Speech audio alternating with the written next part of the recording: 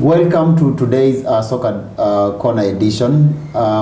Today in studio, I'm joined by Alexander. Welcome, Alexander. Thank you. He's here in studio to break it down for you as we ping pong everything about football in Europe. As you know, this is the moment we've all been waiting for. And having all said and done, since the end of the last season, the clock has now taken the final stretch. And kudos to the fans, we've been patiently waiting for this moment.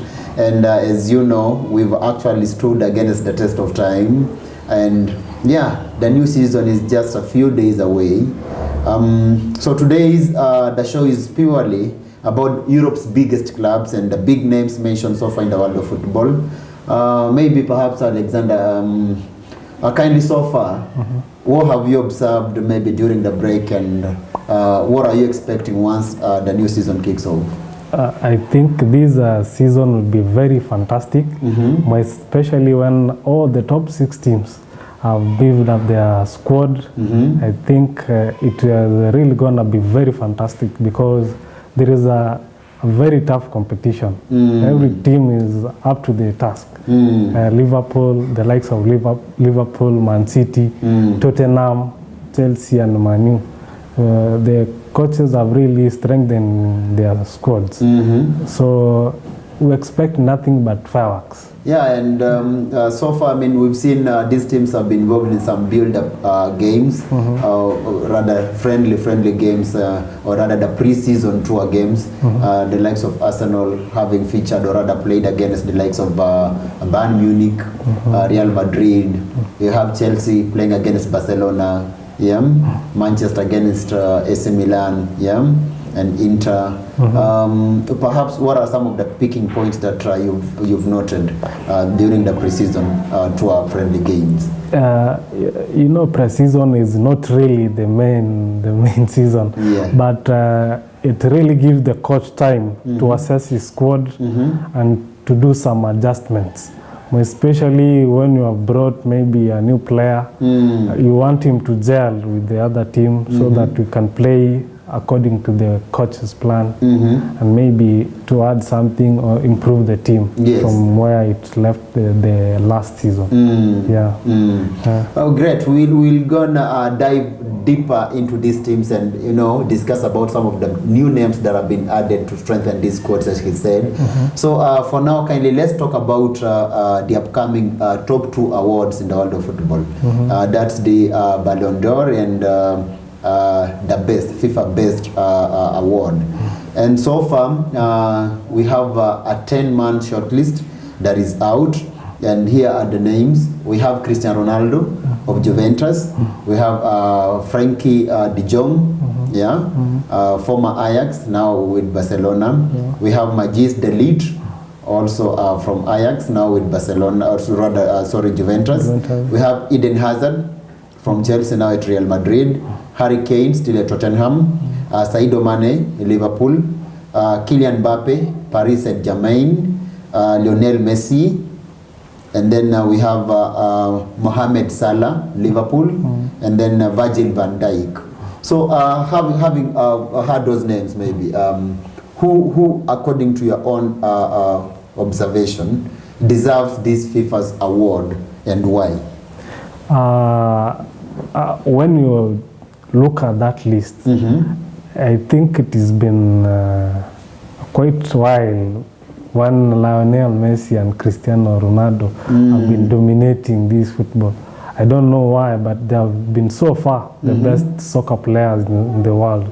So this time around, I think from the time Cannavaro won the FIFA Player of the Year, I think Virgil van Dijk, the Liverpool guy, I think it will be best suited for him to be best player and then maybe winning the Ballon d'Or, because the way they managed to carry Liverpool, they lost only once to Man City. And that's then in the Premier League. In the Premier League, and then they went ahead to win the Champions League. Yes.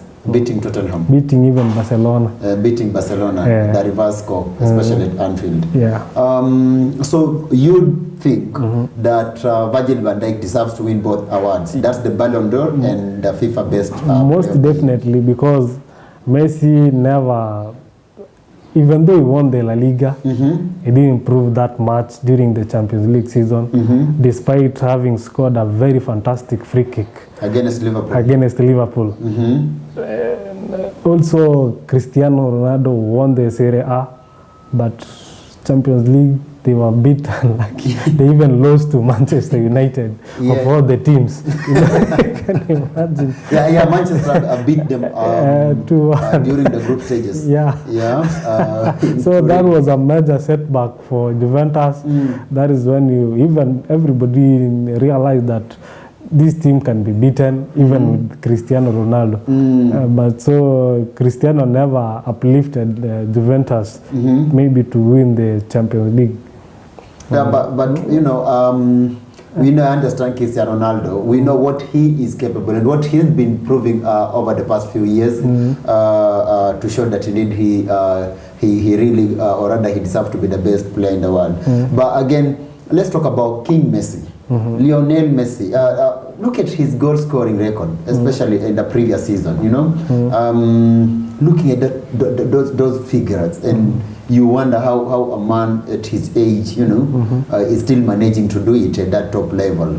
Don't you really deserve, you know, to acknowledge this when it comes to this particular kind of an award? Lionel Messi has got a talent of maybe dribbling and scoring. That is a God-given talent, because a mere footballer, like maybe when I was playing in those old days, you can play very well, but maybe scoring is something unique. Messi can score maybe in between a crowd. Messi can score from anywhere. Free kick, penalties, dribbling from midfield. He can score fantastic goal. But at club level, he has been doing a very fantastic job because he has got a coach. The players are within, they train week in, week out, day in, day out. That is when at least the results are being seen on the pitch. But when it goes to international, the national team, sorry to say, maybe something is wrong. Maybe coaching or the other players. The team around him. The team around him. How about giving this award to the youngsters, you know, the two former Ajax players? That's Frank de Jong and Majis de Ligt. We know the fantastic season they had, especially that beautiful run in the UEFA Champions League. Don't you think that maybe one of them actually needs to win this particular award? De Jong and de Ligt are very fantastic. But you cannot be awarded a major trophy like best player, maybe of the tournament, but not of the year. They won the Eredivisie. Yes, in Netherlands. Yes. So Champions League, unfortunately, they were knocked out by Tottenham, or something which was a comeback. Because of concentration, I think they lack experience, but they were lucky. Especially towards the end of the They are even lucky to be shortlisted. Despite the kind of a good run they had. So maybe if you are to narrow down to only 5 names, which are these names supposed to be in? The obvious one. Virgil van Dijk as my number 1.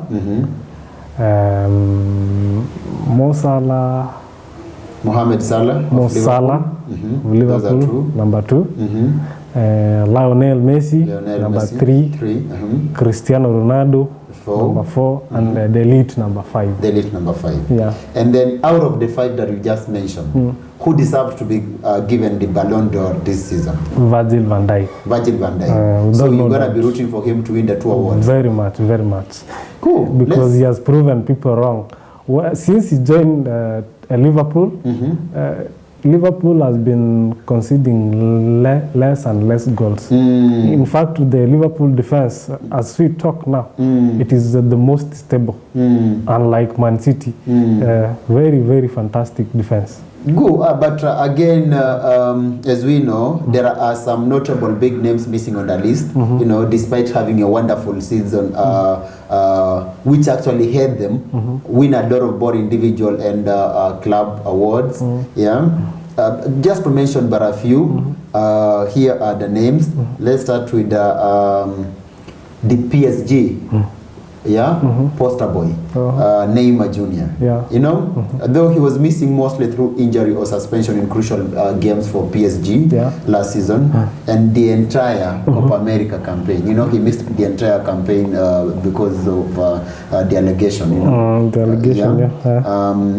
But he was significant whenever he appeared because he made 28 appearances, scoring 23 goals. Assisting 13 times, and he went on to win Ligue 1, that's the French championship, trophies des champions. Don't you think maybe he deserves to be there? The only problem I have with Neymar is discipline. Neymar is the most indisciplined player I've ever seen since time immemorial, because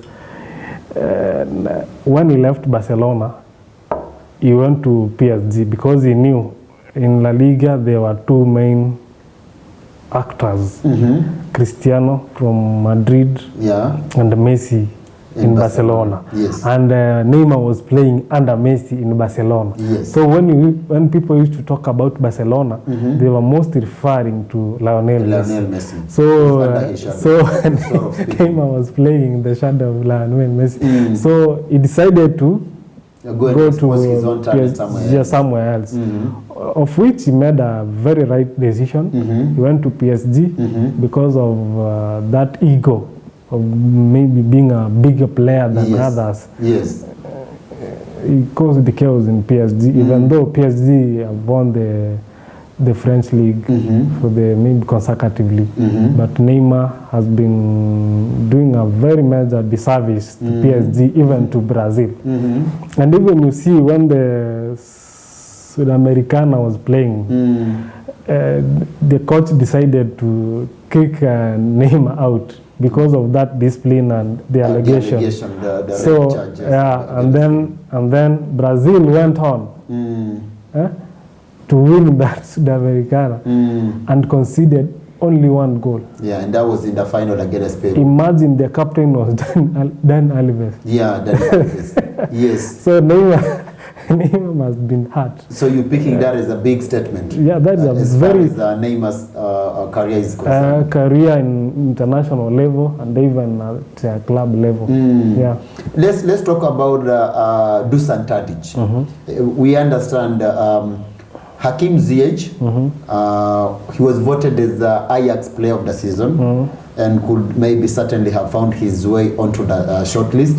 But perhaps more surprising was the absence of Dusan Tadic, because he was their top scorer, and you remember he scored a couple of crucial games, you know, to their success in the Champions League last season. You know, he went on to make 58 appearances.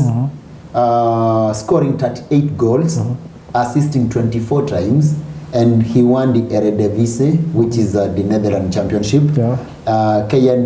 KNVB, Becker, and then Johan Cruyff Shield. Don't you think maybe he deserves to be up there with the best on the list so far? There is something I love about Tadic. When he left Southampton, his game was very up, and he went to where he can be the main man, the man who other players can look up to. Then he decided to join Ajax Amsterdam. Then Ajax with the young stars, Ziyech around and others, the late from defense, the captain, under 20 year Neres. So he became a king. That is why he performed wonderfully, even becoming their top scorer. So do you think he deserves to be up there? Yes, most probably, but when Tottenham beat them, then They are nini. Talking about Tottenham, you remind me, Harry Kane is on the list. Yeah. Who is between Harry Kane and Dusan Tadic? As long as Kane beat Ajax in the Champions League. But remember, he never featured. No problem. But as long as Tottenham beat Ajax Amsterdam, a comeback. So that makes even Tottenham players to be listed this is an award we are giving based on last season's performance. Yeah, and this is a player who scored 38 goals, assisted 24 times, and won a couple of trophies. Even Kane won the Golden Boot in the World Cup. He has been performing very well, especially in Tottenham Hotspur. He has been their main man, unlike injury. You can even look at his statistics about scoring capability of scoring more than maybe 20 goals, if not 15 plus, when he's not injured for the consecutive seasons, like Aguero. Fantastic. Yeah. Let's now talk about another big name. Yeah. This is Raheem Sterling. And honestly speaking, I can't really think of a winger who scored and assisted more in the Premier League last season than Sterling. You know, playing from a wide position, he notched the most. You know, and helped City win, of course, a host of trophies. And he only made 51 appearances. He scored 25 goals, assisted 18 times, and won the Premier League, the FA Cup, Carabao Cup, and the Community Shield. Yeah. Does that actually say enough of Raheem Sterling to be up there with the best? Raheem Sterling has become a victim of circumstance. He's suffering the same fate the elite and the young are facing, because they are young players, and like Cristiano, above 30, experienced, proven. Messi, above 30, proven and confirmed. Van Dijk, a leader. He led even Netherlands to Euro final, even though they lost to the UEFA Nations. They lost to Portugal, led by Cristiano Ronaldo, tested and proven. So Raheem Sterling, he has got still some time to prove people wrong. Okay. But I'm very happy for the people who are soiling his name about racism, but he kept on scoring. Yeah. The best way to fight racism is putting the ball. He held his head high, very much, and he never let the distractions. Yeah. He was very much focused. Yes. So he has got time to prove us wrong. Another big name here, and this reminds me, Alisson Becker, the Brazilian goalkeeper, playing for Liverpool. Emmanuel Neuer was the last goalkeeper to ever be in a serious chance to win this kind of a major individual award. Yeah. I thought maybe Alisson Becker deserved to be recognized at this time as a goalkeeper, having made 51 appearances, conceded 8 goals, kept a record 27 clean sheets, went on to win the Champions League and the Copa America with Brazil. When you have Virgil van Dijk as the best defender and the best player, so all credit goes to Virgil van Dijk. Especially when Alisson Becker keeps clean sheet, credit goes to Virgil van Dijk because of very high defensive tactics. Because not even Messi went past Virgil van Dijk dribbling and scoring. That's the entire last season. Yeah. No single player. He was a very outstanding player, especially at the back line.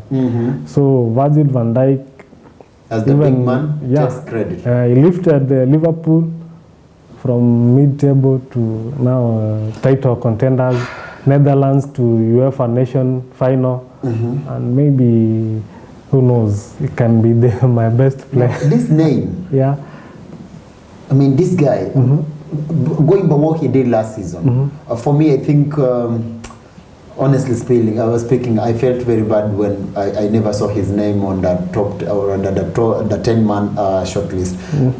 I'm talking about Bernardo Silva. Yeah.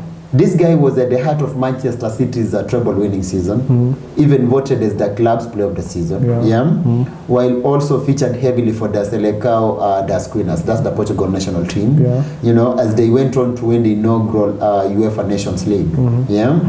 At least many expected it to be a slam dunk that he would at least make it onto the FIFA's 10-man shortlist. But anyway, there he is.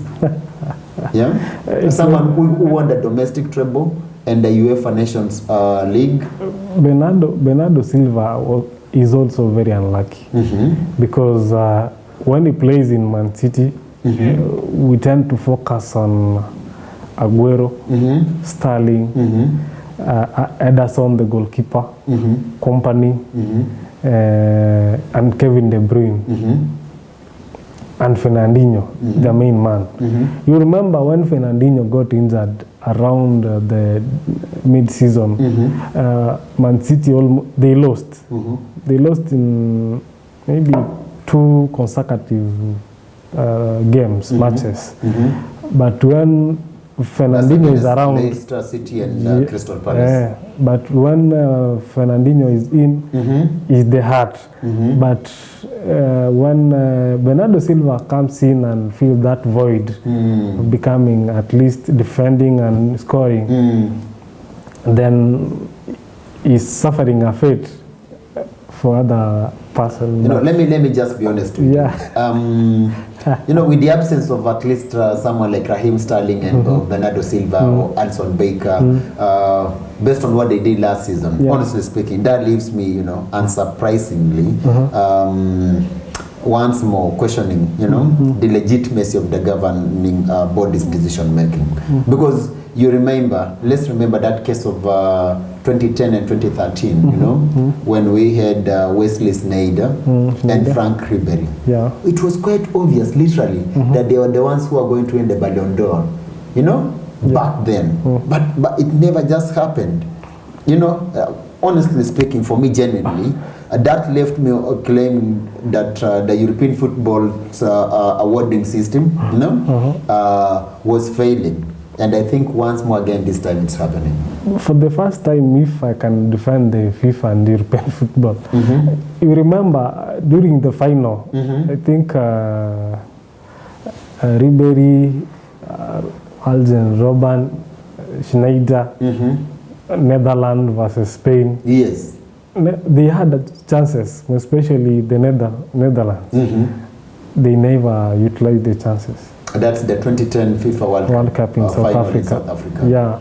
So that made them to be, when you compare Messi finishing touches, holding mid, then because if even in the midfield we had Xavi Hernandez, Iniesta. So no player could be compared to the two maestro in the midfield. So Sneijder was in the mid, and then Ribery winger, Messi was scoring goals. Cristiano winger was scoring goals.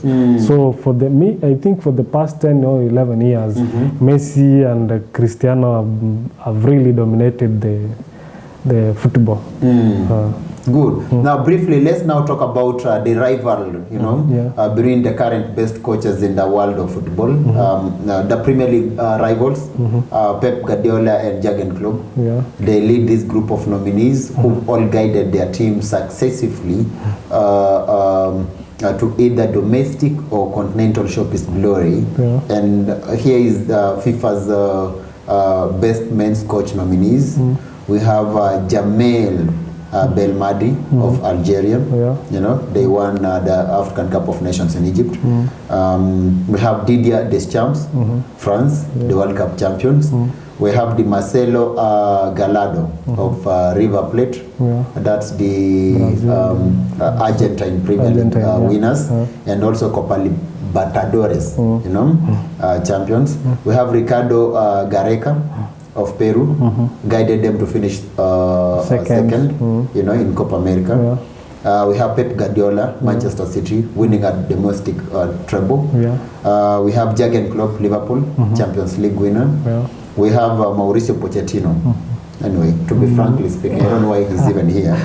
We have Fernando Santos of Portugal. Of course, you know, they had a successful run in the UEFA Nations League. We have Erik ten Hag. Yeah, the man from Ajax Amsterdam. We know what he did last season in Champions League, and also dominating the local, rather the domestic league. And then finally we have Tite of Brazil. They won the Copa America. So having had those names, who deserves to win this particular award? It will depend on the kind of criteria they use, because all the coaches are winners. But when it comes to the... Apart from Mauricio Pochettino. No problem, but when it comes to... No, but let's be frank. Did Mauricio Pochettino win anything last season? Because of consistency and maybe never signed any player. I just don't understand why people buy that particular sort of bullshit. But, you know, you can... This is the list of the best coaches in the world of football. When you are being shortlisted, all of them literally, they've won something. You know, if you want to eliminate the best from the rest, you just shortlist. Because you know this one is going to be ejected from the list. So it is good for at least to fill that gap in the list. Maybe they were lacking somebody to put in. Maybe they just search for a name and then they put Pochettino's name. I wish they even went for Thomas Tuchel, this guy of PSG. At least he won something. Cool. So, who is gonna win this particular award? To be fair, I think Didier Deschamps. Didier Deschamps. And why? He won the World Cup. And the guy from Portugal. We have Fernando Santos. And maybe that is the final three I'm giving you. And then Jurgen Klopp. For the heroics of the Champions League, delivering the Champions League beating trophy. Barcelona, come back, winning the Champions League final for the first time after maybe 5 losses, even not 4. That was the first time he has been won this trophy. He has been having a very nasty moment in the final Champions League. In your list, you really think that Pep Guardiola doesn't deserve to win this trophy, this particular award? Sorry, he failed. He had a very fantastic squad, especially when Man City squad on paper, in the pitch, they are very, very fantastic. But there are so many coaches who are given that particular squad and they wouldn't even deliver a single trophy. But when you look at PSG, Barcelona, Madrid, and maybe Man City, those are the 4 major clubs which can buy expensive players and pay them very well. So as a coach, if you can't make your team to reach the highest level, and the highest levels I'm talking about Champions League final, if not winning. You remember the only time Man City went to almost the final, they were in the semi-final Champions League. Yes. It was under Pellegrini, Manuel Pellegrini. Yes. He was sacked maybe because Man City wanted Guardiola not to go to Arsenal or and they lost Manchester against United. Barcelona. They were eliminated by Barcelona. So, and this time round, you saw what happened. They were eliminated by Tottenham. Yes. So that is why Tottenham, Pochettino's name is in between them, because he had an edge over Guardiola. So when you talk about Pochettino, then you can place Guardiola under him in the European football. How about awarding Jamil Belmadi to motivate this particular kind of in Africa we have got lucky and unlucky, but it is being said that when the Northern Africa hosts the Africa Cup remains there. It doesn't either with the hosts or with the Northern Africa country. So this time round, Egypt were eliminated, but Algeria spite the faces of Egypt. So the Northern Africa won. So even Benacer was given the player of the tournament. Yes, player of the We tournament. expected Mane or Mahrez. But you know, this is Africa. Things change quickly. But honestly speaking, I think that boy deserved that particular award, especially looking at the kind of games he was playing.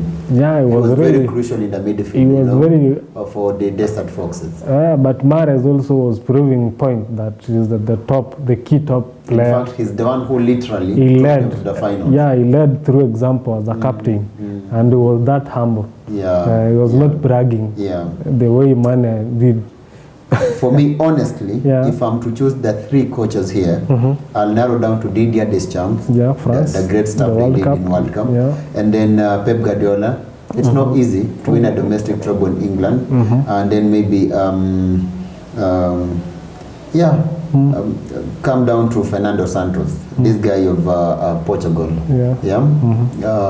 Winning UEFA League, Nations League is not easy. We understand the kind of teams that participated. Cool. Same thing now for the women. They also have their own category, and then they are being led by Milena Bartolini of Italy.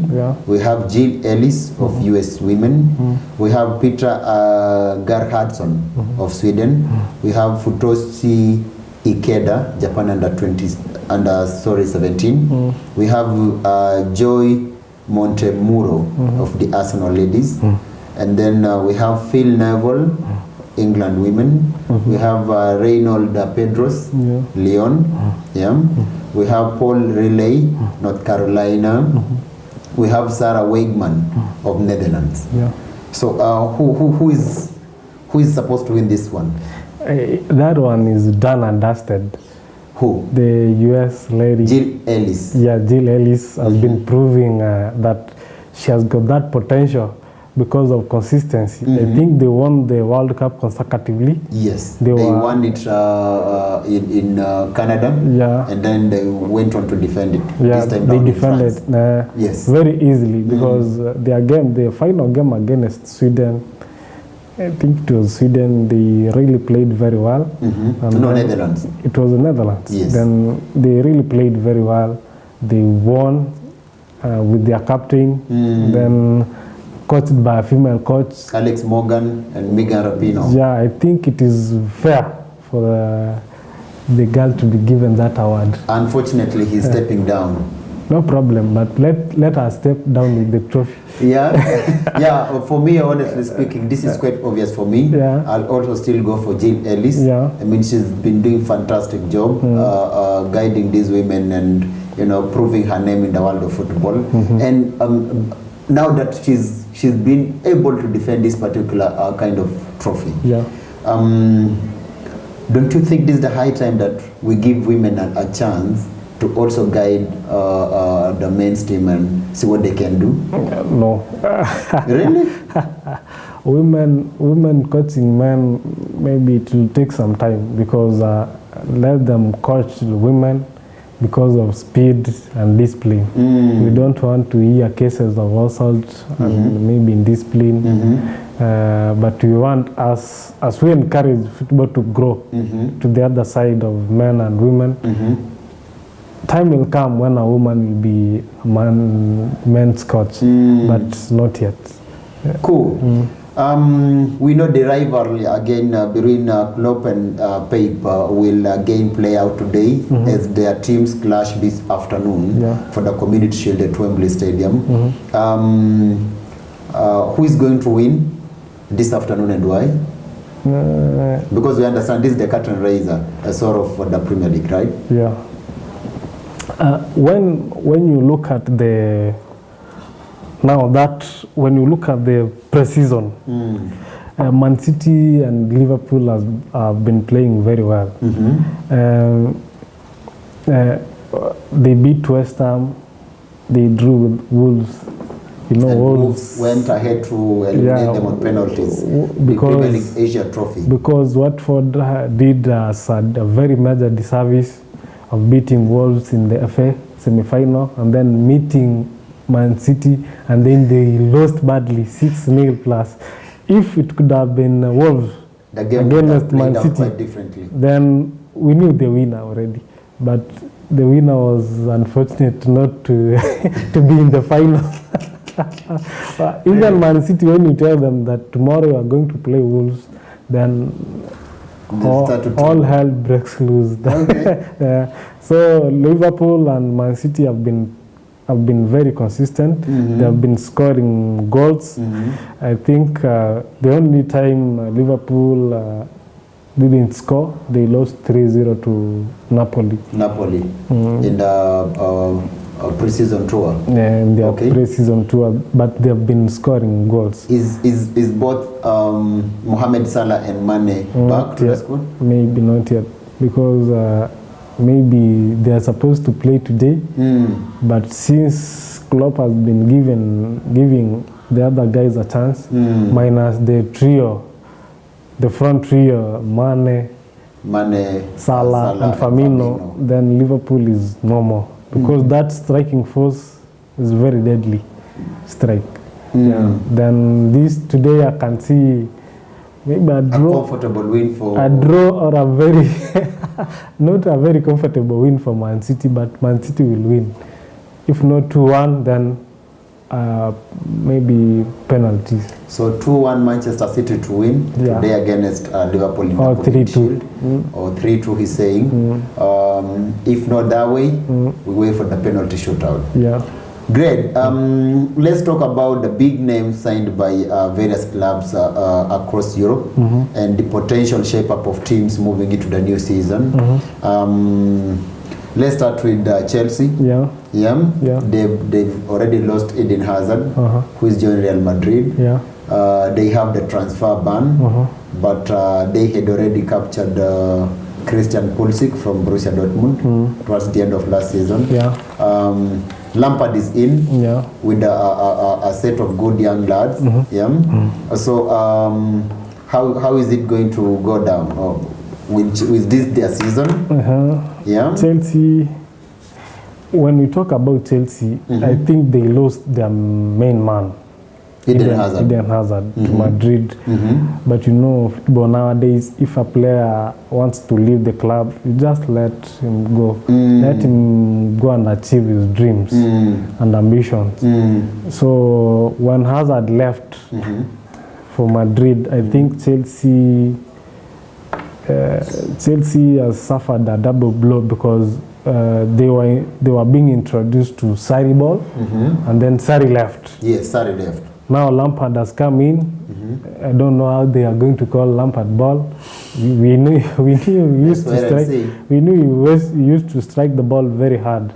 But with the likes of Odison, Odoi, and Loftus-Cheek, and that wing, Batshuayi, Pulisic, and Kovacic, I think Chelsea still they can be in the top 6, but maybe at number 5.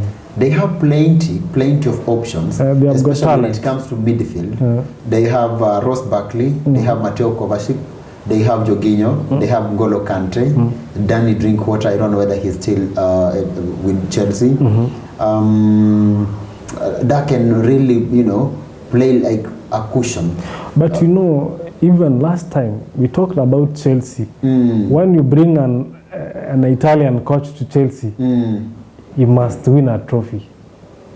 They brought Di Matteo, assistant. He won Champions League. Yes. They brought Conte. He won the Premier League and FA. Yes. They brought Sarri last season. They won UEFA Europa League. Ancelotti was there. He won FA and Premier League. Yes. So this time they have given an English boy the name of their legend is back home. Yes. But the way even Manu played, they can win the pre-season, but when the real game begins, as from next week, you can see that, because at this level, I think Frank Lampard is not quite that coach who can maybe push Chelsea and players hard, maybe to finish in the top 3 like last season, as they finished in the top 3. It is quite obvious that Christian Pulisic is going to be their main man this season. Do you really think he's going to fit well enough into the shoes of Eden Hazard? Eden Hazard is one of the best players in Europe. In fact, when you talk about Cristiano Ronaldo, Lionel Messi, leave alone Virgil van Dijk, because most fans and footballers tend to think that the best players are the players who play up front. Up front, yes. So Hazard, during his final in Europa League final against Arsenal, he scored 2 goals. He was very much consistent, and maybe the coach gave him time to play and to prove himself. So that is why even Madrid recruited him to play for them, because Madrid, Zidane is building the squad, and maybe Hazard achieved a lot at Chelsea, then it was high time for him to leave Chelsea. So but is Christian Pulisic going to fit into his... I don't think so, but let us give him time. And so how is how about the young? I understand they've recalled a lot of their young players who they had loaned out. Chelsea still is a very strong team. They have got a very they have got depth in their squad. Yes. But especially when you have the likes of Batshuayi, Giroud, Pulisic, Loftus-Cheek, Hudson-Odoi in front. Yes. Those are the main strikers. With those strikers, given time and chance, they can prove themselves. But we are most focused on Eden Hazard. Now he has left. But somebody will carry that Chelsea, because when Lampard left, Lampard and Drogba used to carry Chelsea. When they left, Hazard came in 2012. He has been their main man. Then he has left. Then remember, even we had during the times of SCN, from 2004, when we go to late 90s to 2000, we had Jimmy Floyd, Hasselbank, and then as a main striker, and then we had Gudicini as the goalkeeper. 2004, when Mourinho came in, he brought Terry. Terry was playing very well in the defense, like Virgil van Dijk. They had Didier Drogba up front. They had Ballack. They had Essien. So it was a very strong squad. So at least Peter Cech was keeping a very clean sheet. He was lifting Chelsea, at least their major glory. And then once that golden Chelsea generation came to end in 2012, Hazard came in. So from 2012 to 2019, he has been helping Chelsea that much, even to winning trophies. So now Hazard has left, then somebody will come and fill in that void. Fantastic. It's a new time for the new hero to step up and prove his points at Chelsea. Let's hope that goes down well with Christian Pulisic. Let's move on and talk about Manchester United. They've already signed Daniel James from Swansea City. They have Aaron Wan-Bissaka from Crystal Palace. De Gea, he's about to sign a long-term contract. They've already lost Ander Herrera to PSG. Paul Pogba, it's more of ping-pong. No one really knows what is going to happen. So as you look down the Manchester United's squad, do you have anything to say regarding the new season? Manchester United, I think it is a team in transition, like Chelsea. Chelsea is going double transition. Who can fill the boots of Eden Hazard? And how can they play having learnt about Sarri ball? So those are two transitions, whereby you bring in a new coach, the name of Frank Lampard, and then Hazard going out, you need maybe a top striker to be scoring goals. And then here in Manchester United, at least now we can say that Ole Gunnar knew how the Premier League is, especially before he signed the permanent deal, he was used to win games. Yes, he went But on a when, good run. yeah, but when he signed, he lost very badly. Things changed. Yeah, things changed. That is football. And then this time round, I think, because as we speak now, he has got 100% winning rate in pre-season. In the pre-season. He has been dominating, even winning against Tottenham. 72 million pounds. Yeah. They've already taken Ceballos on a season-long deal, long deal from Real Madrid. There is William Saliba, but although he's gone back to France. Should they need to strengthen maybe the defense? And is their midfield okay now that they have the 5-star attacking options? Arsenal, Arsenal, sometimes the coach has been making wrong decisions, especially during the final, UEFA Europa final. Against Chelsea. The coach knew Ozil is lazy. He went ahead in the first 11. Czech was leaving, and was leaving for Chelsea. He went ahead and played him. He was our goalkeeper. Surely, how can you how can you open milk and then let the cat to guard that milk, and then you expect that you will find that milk to make it in the evening? But they've added some good names right now. They have Nicolas Pepe, they have Ceballos in the midfield. So which are the areas they really need to concentrate? The major area Arsenal need to strengthen is defense. And midfield. But midfield we have got no problem. Even though Mohamed El Neni is leaving, we have got many good midfielders. All they need is to have discipline, especially when I talk about defensive midfield and midfield in general. We have the likes of Torreira, Xhaka, Guendouzi, and some maybe Maitland Niles, Ozil, so and Ceballos. So Arsenal needed to strengthen the defense. Because we are very fragile. That is my team. Some will argue you've got youngsters. We have Callum Chambers. He's back from Fulham. We have Bellerin. I think he's training right now. There is Rob Holding. Mavropanos is injured. Your captain. Koscielny. I think he might end up leaving. And then you have Socrates. You have left back, Sead Kolasinac. And Mondrian. And Nacho Mondrian. So these are the players who were there. Arsenal needs consistency because when you check out the 2018-2019, their goal difference was more or less the same, 23 and 22. So they haven't improved that much. We need to see some great improvement at the back, because you are leaking. We brought in Ben Leno, very fantastic, but the defense let him down.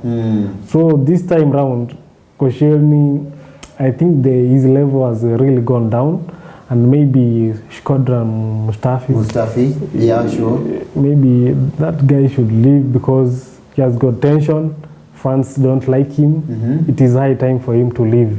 Then we look for, if Arsenal can manage to get to proper centre backs, then that team, it will be a force to reckon with. It can maybe challenge Man City and Liverpool, because up front we have got firepower in Lacazette, Guendouzi, and Nicolas Pepe, the winger.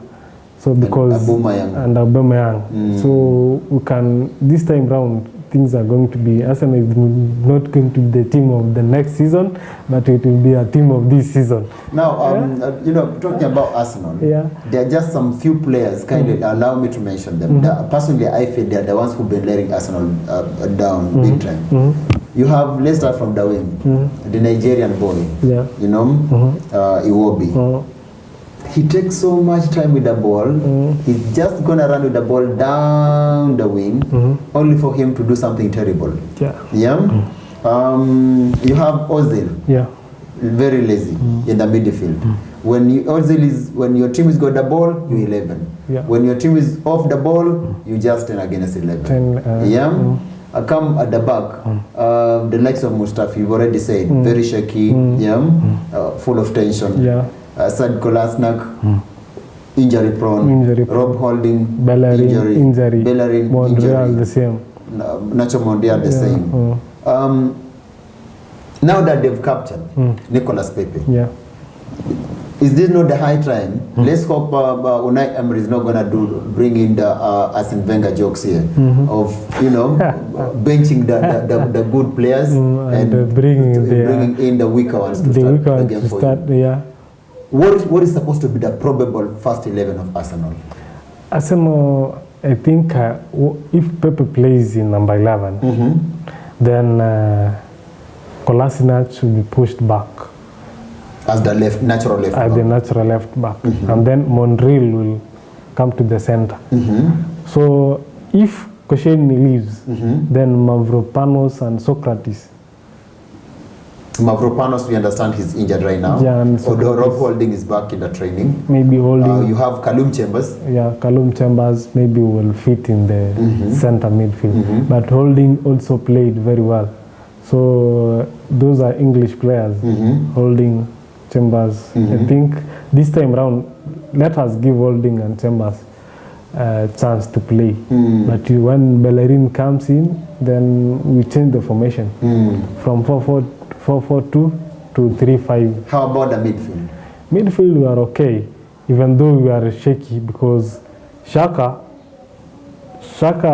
is a very good player, but the only reason why I hate seeing Shaka playing in the pitch, I know when a defender maybe gets injured, then Unai Emery will push Shaka backwards. And when you push Shaka backwards, you are inviting penalties. His discipline issues. Discipline issues. That is the only major undo. And how about pairing Ceballos and Torreira? This time, I think that will work magic because if you have the midfield led by Xhaka, Torreira, Ceballos, and wing Nicolas Pepe, I think that will be at least it will release some pressure from defenders because the opponents will stick on Nicolas Pepe.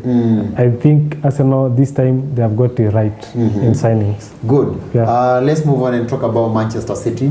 I know they haven't added so many names, but they have already taken Rodri from Atletico Madrid.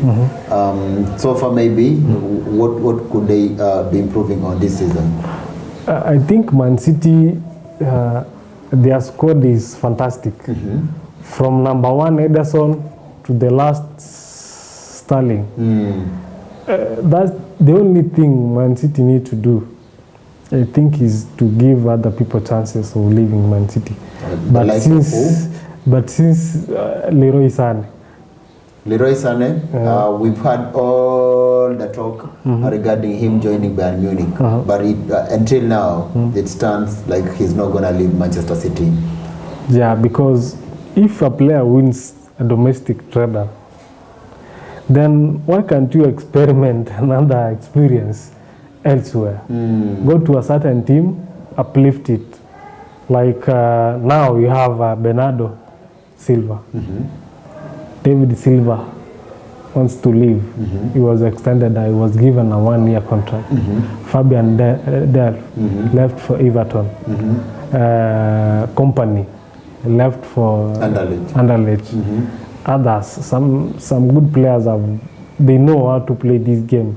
If you win almost everything, and you see that Champions League is seriously avenging them, because here you can see that Man City can defend this title easily against any other team. My only issue about Leroy Sané is, he plays from the wide and that's on the left side.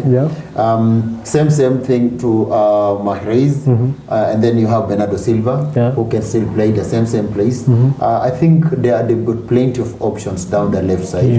Unlike the right side, you know, where they have Sterling and they feel maybe Gabriel Jesus coming in on De Bruyne. De Bruyne, even Mahrez can play anywhere. Even Mahrez. The right wing, especially the right wing. Yeah. With the addition of Rodri, how is that going to shape up their midfield? I think the competition within the Man City squad is a real motivating factor of whereby we're seeing that every man, when he comes on the pitch, he proves himself.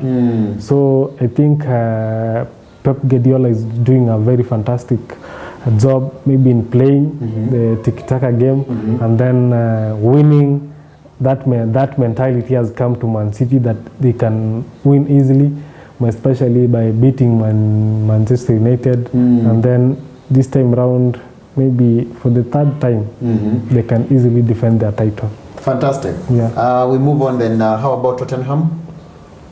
Tottenham, I think they are yet to sign. They've already taken Ndombele. Ndombele, yeah. Yeah. Ndombele has come to wrestle with Victor Wanyama in the midfield. Yes. But you know, Tottenham, they are not really serious title contenders. Really? But now Pochettino has become a really Arsene Wenger because all he wants to do is to maintain Tottenham to be in the top 4. And I don't see their ambition. Yeah, I don't see Tottenham going past maybe number 2, 3, but they will remain in the top 4. Whether they sign like last season, they didn't sign. So this time round, maybe they can easily finish in number 4, if not number 5. Yeah. And then let's now cross over. Let's talk about Juventus. They've added a couple of good names to their squad. You know, the likes of Aaron Ramsey. They have Majid Delete, and you know all those names around them. Yeah. How are they going to feature this season? As we understand, their first priority is to win Champions League. Is this squad capable of living up to that dream? To some extent, yes. To some extent, no. Because the main backline, the main backbone of Juventus has been its defense. The likes of Chiellini and others have been playing very well. Now, the age has caught up with them. But there is Delete, who can score, who can defend very well. Yeah. The young blood. But up front, they are losing Dybala. If the rumors prove us right, if he leaves for Man United and Mandzukic and even Moise Kean. Moise Kean, he's already actually joined Everton. That's a confirmed deal. Then Juventus are in a very hot soup because what will happen if Cristiano gets injured? They'll have the likes of Mario Mandzukic. They have Bentancur. Yeah. Mandzukic. They have Spinazzola. If Mandzukic leaves for maybe Man United and Dybala, and they bring in Lukaku, then I think winning Champions League will be a pipe dream for them. Very much. Because when you compare the other teams, the likes of Barcelona, the likes of even Man City alone, the likes of Liverpool, then they pray that they won't meet any English opponent along the way, along the knockout stages. Good. Because they will be out. But will they still continue to dominate in Italy? Dominancy, I don't have any problem in Italy and other leagues because the only competitive league, maybe it is the Premier League and maybe Eredivisie. Because this time we saw Ajax winning, there is Feyenoord, Zwolle, others, at least PSV, at least there is competition. But when you go to Serie A, maybe Juventus, number 2, maybe other teams are challenging for number 2. Napoli, next time maybe AC Milan, Inter Milan, Lazio, Atalanta, you name them. But number 1, there is always usual suspect. So it's certain they could end up to again emerge as champions of Italy, but you telling them they need to really work on their squad if they want to achieve the dream of because the competition in Serie A is not that real competition for bigger thing like Champions League. That is why you see English teams excelling in Champions League, even though they haven't won it many times because of refereeing issues. Because I think the refereeing are fair to La Liga people, the Barcelona and Real Madrid and Atletico, because of physicality of the Premier League. Maybe player gets 2 yellow cards or a red card. Maybe when you play 10 men against 11, then you match the winners. So this time round, I'm foreseeing a situation whereby if Juventus rely on the competition in the Serie A, then that amount of competition is not really enough for them to make them play the Champions League and maybe progress if they meet an English opponent or maybe a Spanish opponent. Yeah. Fair enough. Let's talk about Real Madrid. Yeah. You know, we understand what is happening about Bale, Gareth Bale wanting to leave. They've already taken Eden Hazard, although we've heard in the media that they're complaining he's becoming, you know, he's adding some weight. So how are they going to shape up, and how is their season going to be like? In Real Madrid, it is under transition. You see, this guy Zinedine Zidane. Zidane wants to bring up new blood in the team. The likes of Bale have been there. They have won Champions League 4 times. He wants to leave Madrid, but because of jealousy, maybe the president doesn't want Bale to go to China. Hazard, a very good, fantastic signing, because every footballer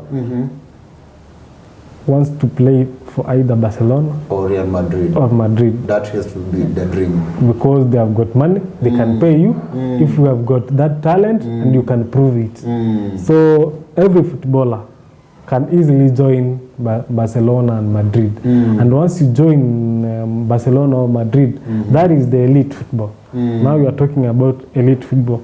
So I think Zinedine Zidane, if given time and resources, he can come up with a very good squad. A formidable squad. Just for both the domestic and the Champions League. Barcelona, we understand they've also made some good signings. We're talking about Antonio Griezmann joining them from Atletico Madrid. They have Frankie de Jong in the midfield and a host of other great names or talent around them. How is the squad going to line up, and what is going to be the real impact of Antonio Griezmann? Lining up is not a very big issue, as long as the king himself is around, Lionel Messi. And then you have got speedy wingers, Dembele's. You have got now Griezmann. You have got the guy, De Jong, the midfield. Coutinho is leaving. Then at least he has created room for Griezmann to play. Then we have got Luis Suarez, a poacher himself. Then I don't see whether the challenge for domestic league will be a problem. But Champions League, maybe they pick up from where they left by avoiding English opponents. What happens if they happen to get Neymar rejoining them from PSG? No problem. That is, I think Neymar should come. If Neymar comes in 2019-2020 season, it will be very premature for him. I hope Neymar could come in 2021-2022 season, when Messi's age is gone past 31, 32. Then he'll be very comfortable starting from the bench, and maybe Neymar will be the main man.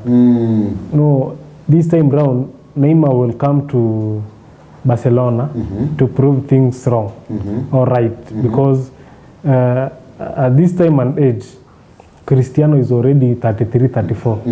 In the next 2 years, maybe he will not be playing for Ballon d'Or. He will be maybe relaxing but scoring good goals. Lionel Messi also is 31 years. In 2 or 3 years, his peak will start to fall, 33, 34. Then that will give Neymar time to prove himself as the Ballon d'Or winner or the best player. But he will be challenged by Eden Hazard, who has already shifted to Real Madrid. Neymar, Alexander's advice to you, don't join Barcelona right now. Just hold on at PSG. Let's talk about Atletico Madrid.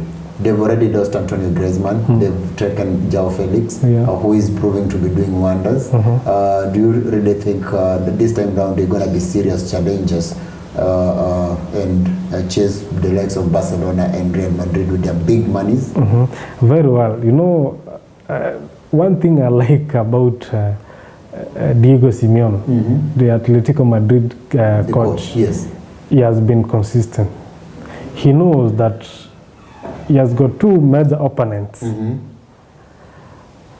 but he normally trains against Valencia and Sevilla so that he can meet the opponents Barcelona and Madrid to challenge for the title. But the title is still far for Atletico Madrid, because I can easily tell you that Barcelona and Real Madrid, one of them is going to lift the title. But Atletico Madrid has been consistent.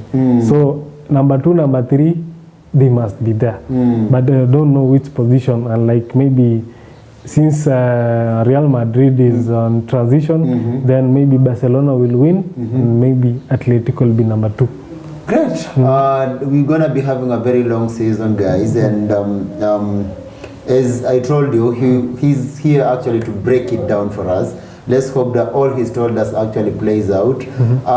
For today, that's it for us, guys. Remember, this is a football talk show that you don't want to miss, bringing you exciting and exceptional analysis from time to time. Kindly remember to click on the subscribe button, share, leave a comment about what you would like us to break it down for you on the next show. On behalf of my entire team, I do say thank you for watching and supporting us. Bye bye. See you next time. Same place.